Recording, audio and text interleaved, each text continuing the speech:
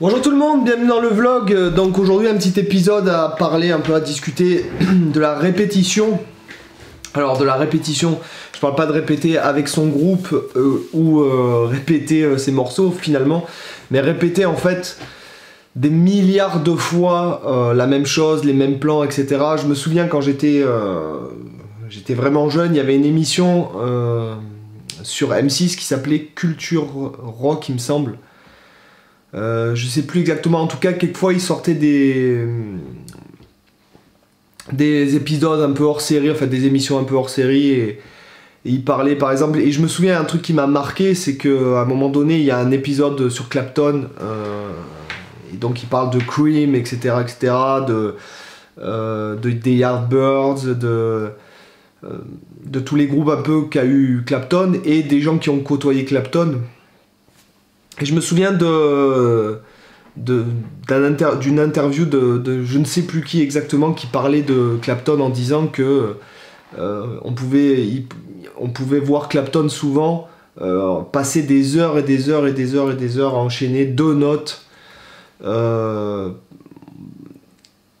Voilà, et je pense que c'est la clé de pas mal de choses. Et je vois une autre interview de Mike Moreno, j'ai pris un de ses cours là il y a pas longtemps là. Sur un site, je ne sais plus lequel d'ailleurs, où il disait qu'en fait, les gens qui atteignent vraiment un niveau extrême, en fait, c'est des gens qui passent leur temps à répéter ce qu'ils font déjà, en vérité. Donc, j'ai envie de vous dire qu'on peut prendre n'importe qui, hein. Par exemple Stevie Ray Vaughan, ou B.B. King, ce sont des gens qui ont passé une vie à répéter finalement les mêmes plans. Et c'est là la clé en vérité. Par exemple, Alan Allsworth, parce qu'il y a beaucoup, je lis beaucoup de trucs sur le sujet, et je discute avec beaucoup de gens qui sont aussi fans que moi, donc d'Alan Allsworth. Et il y a beaucoup de gens mais si tu regardes bien, Alan Allsworth, finalement, il fait souvent, pas la même chose, dans le sens où il y a quand même une grande part d'improvisation et de recherche, et puis une évolution, hein. On peut pas dire, bah oui, tiens, il fait ça en 1960, et puis il fait ça en 1990. Je veux dire, il y a une évolution chez tous ces musiciens qui atteignent un niveau extrêmement élevé. C'est pas des gars qui ont bossé pendant 10 ans et qui se sont arrêtés, hein, d'accord? C'est des gars qui ont bossé toute leur vie comme des malades. Toute leur vie, ils ont pratiqué des nouveaux trucs, ils ont nourri leur jeu, etc. Mais ceci dit, il y a quand même un grand fil conducteur quand on écoute les très grands musiciens comme Pat Metheny, Alan Allsworth, ou dans mes préférés, Frank Gambale, ou par exemple Sylvain Luc ou Coltrane, ou je ne sais pas, Charlie Parker, Cannonball Adderley, Miles Davis. Y a quand même, c'est pour ça qu'on les aime, c'est qu'on entend que c'est la même personne qui joue, même s'il y a une évolution. Et c'est là tout le fond de la pensée en fait d'aujourd'hui, c'est que ce sont des gens qui ont passé leur vie en fait à développer ce qu'ils faisaient déjà, même tout en se nourrissant nourrissant leur jeu de nouveaux matériels. Et c'est ce qui nous fait nous aussi. Par exemple, quand on s'enregistre et que ça fait même longtemps qu'on joue, et même pas longtemps, il y a quand même déjà il y a un fil conducteur, il y a vraiment un fil conducteur chez tout le monde. D'accord? Ne serait-ce que déjà par notre morphologie, parce qu'on a un son finalement dans les doigts qui peut être amélioré, mais qui ne change pas réellement. Hein, d'accord? Donc ça c'est un point, et c'est ça qu'il faut développer, parce que moi je suis constamment en train d'essayer de m'améliorer, mais je veux dire, je relève beaucoup de trucs différents, parce que pour moi c'est le meilleur truc, c'est de transcrire en fait, hein, c'est quand je progresse le plus, c'est parce que j'ai transcrit des plans ou des morceaux d'autres personnes, et qu'après j'ai direct bossé dessus, et j'ai essayé de m'approprier directement les trucs pour les placer moi dans mes impros, etc. Et là où ça vous fait progresser, en général, c'est que vous prenez ce que vous avez relevé et transcrit et que vous le développez. Hein, d'où toujours ce travail de développement dont je vous parle, de phrases, d'accords, de concepts. Hein, c'est le développement qui fait que on arrive à des trucs qui nous appartiennent finalement, puisqu'on n'aura pas la même façon de développer. Même si par exemple tout le monde relève, mettons, une phrase, tout le monde la développera d'une façon différente selon sa culture, selon ses goûts, il faut pas juste se contenter d'apprendre et de pas s'en servir. Par exemple, il y a pas si longtemps, j'ai jamais été un grand fan de ce guitariste, Guthrie Govan, pardon, et bon, j'ai relevé le solo d'un truc qui s'appelle Orange Jam, peut-être que vous l'avez vu déjà sur le... Et en fait, c'est pas le solo ni les notes en lui-même qui m'intéressaient, mais c'était plutôt son placement et comme il phrasait par exemple en triple croche sur ce solo, et le fait qu'il mélange en fait différents touchés, différents... par exemple, des fois il fait certaines notes en picking, ses bends, son bending aussi m'intéressait vachement, et son phrasé un peu en triple croche. Bon, en fait, je me suis entraîné 2 jours à jouer par-dessus le CD, enfin par-dessus le morceau. Bon, déjà j'ai écrit le morceau en entier, j'ai écrit le relevé parce que en tout cas j'en ai besoin pour savoir, pour cadrer les choses, pour savoir où ça part et tout, et puis comme ça je pourrais le retravailler si jamais j'en ai envie, parce que bon, c'est des trucs, si on veut vraiment si on veut arriver à le faire pendant 10 ans, il faut le travailler tous les jours, parce qu'après on l'oublie, on perd d'autres trucs, et puis on passe à autre chose, et on crée du contenu, ou on fait autre chose. Donc, mais voilà, moi ce qui m'intéressait, c'était son phrasé en triple croche. Bon, ben, quand j'écoute certains solos que je fais vite fait, ou des petites vidéos avec mon téléphone ou quoi, j'ai réussi, enfin, en partie, à choper ce que je voulais prendre chez lui, c'est-à-dire ce truc de phraser en triple croche, sur des tempos médiums, etc., et un petit peu ses bendings, son système bending. Mais encore, voilà, quand je vous dis, ça c'est tout frais, là j'ai dû faire ça en novembre, là on est en décembre, donc voilà, en fait le but c'est quand même, et après, lorsqu'on a tout ça, c'est répéter la même chose, en fait, le même style de choses, le même... ce qui vous fait vous, voilà. Par exemple, quand on écoute Alan Allsworth, puisqu'on parle beaucoup de jeux out avec les gens qui suivent le vlog, dans les commentaires, souvent, certains, je les connais au fil des années, qui me suivent depuis que j'ai commencé ce genre de truc, là, ce genre de contenu internet. Et on parle souvent de ça, du jeu out, machin truc. Bon, après, le jeu out, il y a un contexte, d'accord? Déjà, il faut que la musique s'y prête, sinon c'est du mauvais goût, clairement. Et quand on parle de free jazz, comme je disais à, je ne sais plus, une personne qui est quand même assez active dans les commentaires, je suis désolé, je crois qu'il a Donald Duck comme avatar. Je suis vraiment désolé, je me souviens pas des prénoms de tout le monde.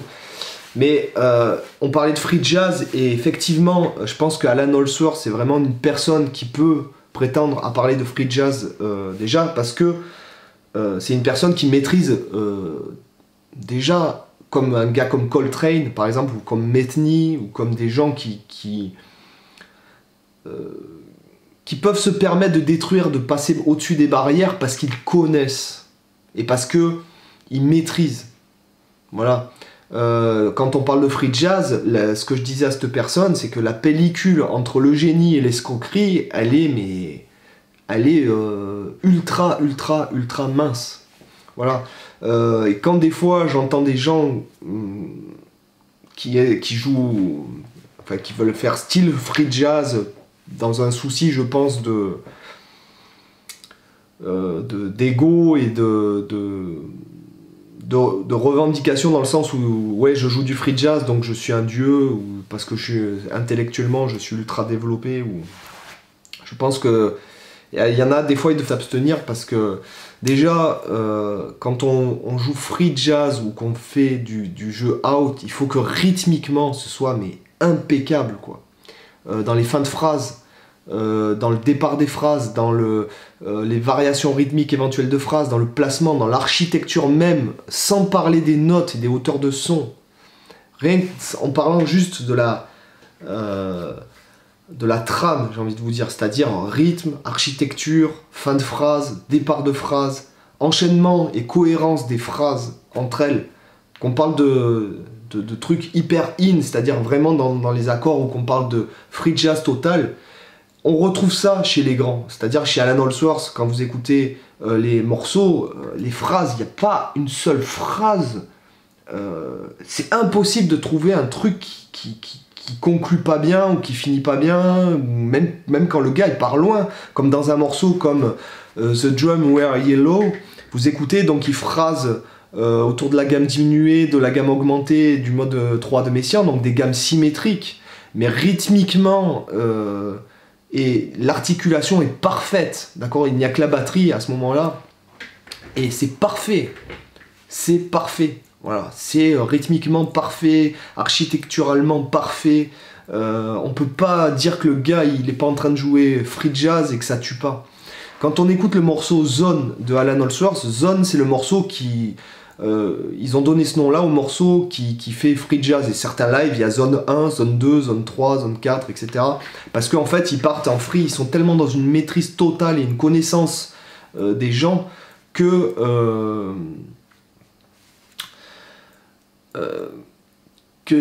en fait, j'ai envie de vous dire, c'est presque le lâcher-prise total, et en fait, c'est pas très joli à l'oreille. Hein, on n'écouterait pas ça comme on se mettrait un morceau de Francis Cabrel. Enfin, il faut quand même relativiser, il faut pas dire « Ah putain, c'est de la merde, ils font n'importe quoi », comme certains font, ou disent. Je veux dire, il faut pas l'écouter dans ce sens-là, c'est comme quand on écoute Boulez, c'est comme si on écoute Yanis Xenakis, il faut pas chercher la beauté sucrée, j'ai envie de vous dire. Voilà, il faut écouter par rapport à la recherche, par rapport à la démarche intellectuelle et la démarche artistique. Il y a quelque chose derrière, c'est pas uniquement des enchaînements de notes. D'accord, hein, le compositeur, ces mecs-là, ce ne sont pas des escrocs. D'accord, il faut savoir qu'est-ce qu'il y a derrière. Quand on écoute Boulez, il y a forcément quelque chose derrière. Que ce soit une peinture, un poème ou quoi que ce soit. Quand on écoute... beaucoup de gens n'aiment pas l'opéra, mais l'opéra, quand il est dans une langue étrangère, ou même pas, parce qu'en français des fois c'est dur à comprendre, mais déjà quand tu vas dans un opéra, tu lis le livret, tu cherches à savoir à quoi se rapporte l'histoire, parce que les instruments et le chant ont été composés de cette façon-là. C'est pas juste deux personnes qui chantent comme ça avec un fond musical. Un opéra, une opérette et tout, ça a quelque chose de beaucoup plus profond, et les gens souvent ne cherchent pas à comprendre, en fait, notamment, puisque de toute façon ils n'ont pas envie, ça c'est leur droit. Mais ce que je veux dire, c'est que quand on va voir un opéra, si on ne connaît pas le livret, donc le livret c'est l'histoire, etc., ça ne sert à rien.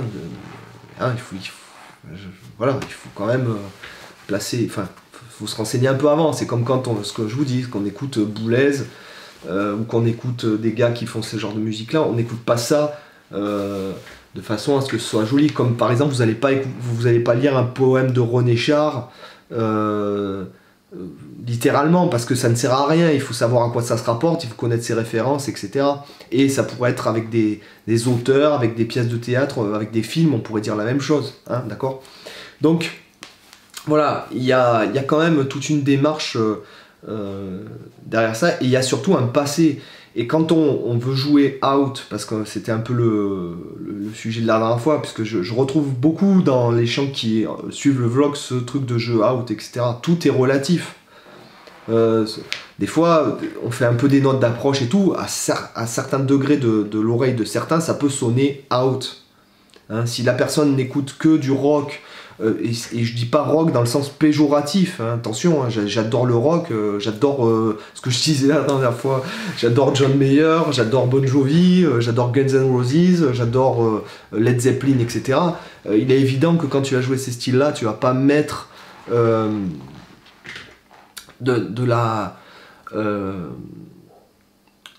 des notes d'approche, ne serait-ce que des notes d'approche, sans parler de jeu out. Hein. Si vous jouez du disco, il est hors de question de mettre du jeu out dans le... Enfin, pas hors de question, non. C'est que ça aura une esthétique particulière. Après, c'est le goût de chacun. Voilà. De jouer de la gamme diminuée dans du jeu out. Après, il faut savoir si... C'est pour ça qu'il faut essayer, et c'est un peu l'expérience qui fait. voilà. Mais j'ai envie de vous dire que si jamais vous cherchez à jouer out ou du free jazz alors que vous ne savez pas jouer normalement, enfin du moins in, d'accord, je trouve pas le... Je pense que pour se prétendre faire du free jazz par exemple, il faut vraiment déjà pas le prétendre. Déjà, je pense que c'est la première base du truc. Et deuxièmement, je pense qu'il faut être dans une maîtrise instrumentale que peu de gens ont dans le monde, d'accord.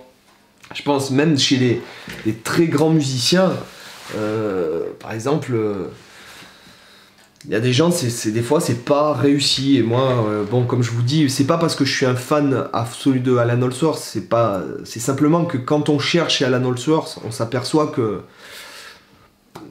déjà en solo, c'est du très lourd dans la recherche et les outils d'improvisation, c'est-à-dire les gammes qu'il utilise, la recherche, etc. Il est très très très avancé. Dans la recherche harmonique, c'est-à-dire sa façon de développer l'harmonie et de composition, c'est ultra avancé. Je veux dire, il y a tout un univers qui est légitime aussi. Même si on n'aime pas esthétiquement parlant, c'est quand même... je trouve dans les gens aujourd'hui, le seul qui pourrait un peu peut-être rentrer dans la même case pour moi, c'est Nelson Veras par exemple. Nelson Veras qui est un Brésilien qui vit à Paris. Donc qui est pour moi pareil, dans cette même démarche un peu de recherche constante et évolution. Et qui entend clairement, le mec a tellement travaillé de toute façon, et il a tellement une culture de tout, finalement, qu'il pense pas comme tout le monde. D'accord, voilà. Et après, c'est le goût de chacun. Il y en a qui oseront pas aller sur ce terrain-là, même en ayant une maîtrise absolue. Et de toute façon, on peut pas, j'ai envie de vous dire, on peut pas être bon dans ce terrain-là si jamais on n'a pas, on n'y est pas constamment. Voilà, moi je suis persuadé qu'Alan Allsworth, il s'est pas dit, par exemple, hein, je reviens à Alan Allsworth parce que je connais bien le sujet, je connais bien les titres, les albums, les collaborations extérieures, je connais bien les lives. Alan Allsworth, il s'est pas dit, tiens, aujourd'hui je vais faire du free jazz et demain non. C'est le mec, il a fait, et encore free jazz, c'est juste sur quelques passages, hein, d'accord. Il s'est pas dit, ouais, tiens, aujourd'hui je fais du free jazz et demain non. Le mec, il a une démarche qui a duré peut-être 40 ans là-dedans. Donc on peut pas, à un moment donné, dire ça. Nelson Veras, quand on prend Nelson Veras, il y a cette démarche de tordre l'harmonie depuis des années. Tu peux pas dire, ouais tiens j'arrive, je tords l'harmonie, puis je m'en vais. Non, c'est que c'est un truc, Et comme pour tout, pour en revenir au début, j'ai un peu dévié dans la vidéo, hein, désolé. Mais... c'est cette répétition des choses, des milliards de fois, des millions pardon, de fois, la même chose, les mêmes plans. Regardez, écoutez Stevie Ray Vaughan, tout le monde peut jouer les morceaux de Stevie Ray Vaughan. Si vous apprenez, vous transcrivez vous apprenez par cœur le solo, vous le jouez par-dessus Stevie Ray Vaughan, tout le monde peut le faire au bout de très peu de temps. Mais combien vont sonner comme lui? Voilà, c'est ça. C'est que je pense que ceux qui sonnent comme lui, c'est des mecs qui se disent, qui en fait travaillent ça depuis 15 ans, 20 ans. Et je pense que c'est la clé du truc, c'est répéter, répéter, répéter, répéter. Et j'en reviens au mot de Mike Moreno, donc qui est un guitariste de New Jazz, on va appeler ça new-yorkais, qui dit « Les gens qui atteignent un niveau inimaginable, c'est parce qu'ils passent leur temps à répéter ce qu'ils font déjà. La même chose. » Voilà. Quand on écoute Pat Metheny, on se rend compte que le gars, il a purement un style. D'accord ? Sur 10 000 guitaristes, tu vas reconnaître Pat Metheny, tu vas reconnaître Alan Allsworth. Et c'est ça, le truc. C'est ces gens-là qui ont, quelque part, pas fait de concession pour leur art, en fait. Voilà. Par exemple, bon, moi, je prends mon cas, mon défaut, l'embêtant, pour moi, c'est ça. C'est que j'arrive pas à me focaliser sur une seule chose. C'est impossible pour moi... Que ce soit sur la guitare ou que ce soit dans mes activités, on va dire professionnelles, je n'arrive pas à me focaliser sur un seul truc. Donc ça, pour moi, c'est un problème. Voilà. Bon, bah les gars, sur ce, je vous dis à bientôt et puis bonnes vacances, hein, puisque je crois que c'est les vacances en ce moment. Allez, bye bye, ciao. Merci d'avoir regardé cette vidéo. Sur cette page, vous avez le lien pour vous abonner à la chaîne du Guitar Vlog en haut à gauche, à ma chaîne principale en haut à droite. En bas à gauche, vous avez le lien du site avec les packs de leçons, l'école de guitare en ligne, les tablatures et le contact. Et en bas à droite, vous avez la vidéo qui est suggérée par l'algorithme YouTube rien que pour vous. À bientôt!